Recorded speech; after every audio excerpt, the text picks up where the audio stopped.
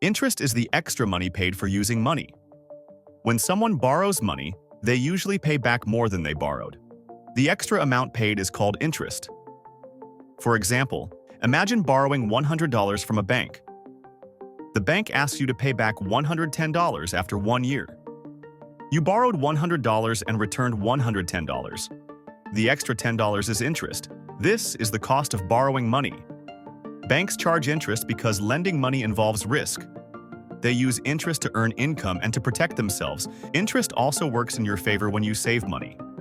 If you deposit $100 in a bank, the bank may pay you interest for using your money.